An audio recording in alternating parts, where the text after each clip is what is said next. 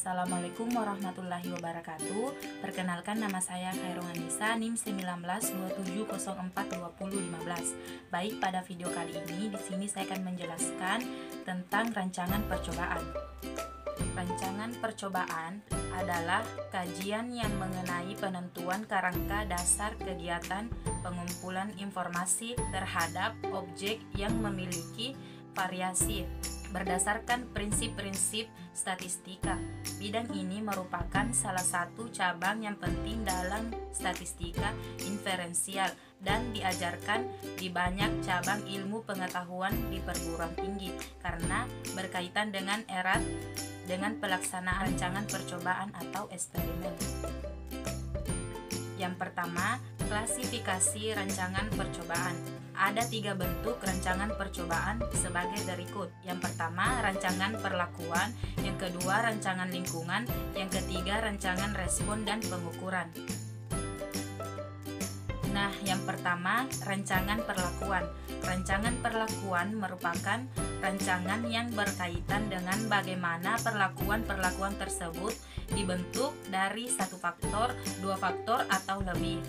Penyusunan perlakuan sangat tergantung pada faktor penelitian yang akan dilakukan.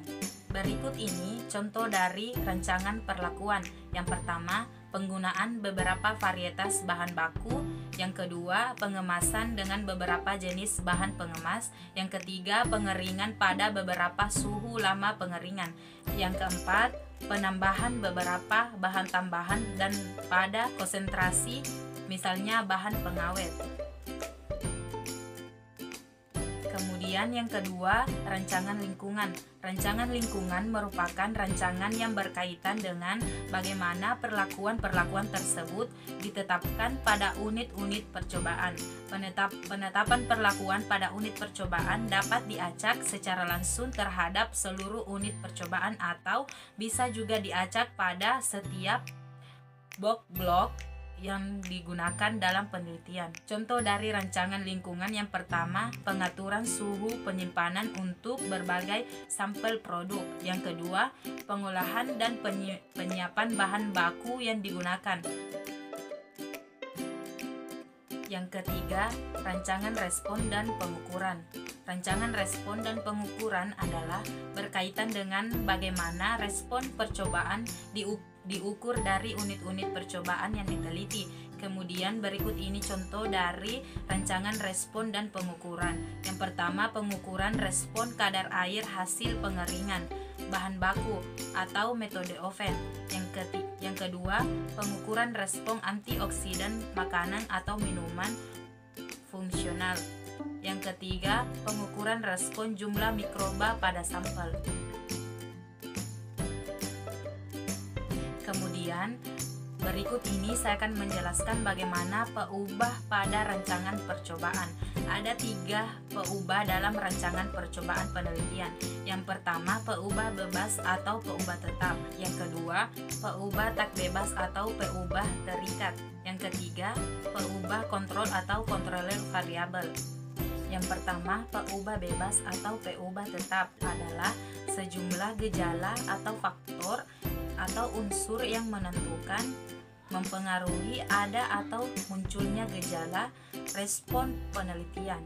Peubah ini pada pelaksanaan percobaan atau penelitian disebut sebagai perlakuan atau faktor. Kemudian yang kedua, peubah tak bebas atau peubah terikat adalah respon suatu penelitian atau percobaan, yaitu sejumlah gejala atau respon yang muncul karena adanya peubah bebas. Kemudian yang ketiga, peubah kontrol atau kontrol variabel adalah sejumlah gejala atau faktor unsur dengan sengaja dikendalikan atau disamakan agar tidak mengganggu dan mempengaruhi peubah bebas. Dengan dikendalikan pengaruhnya, berarti peubah ini tidak ikut menentukan ada tidaknya atau muncul tidak respon hasil penelitian. Jadi dapat diharapkan peubah terikat yang muncul adalah murni akibat dari peubah bebas dari perlakuan. Kemudian ada 7 langkah dalam merancang percobaan.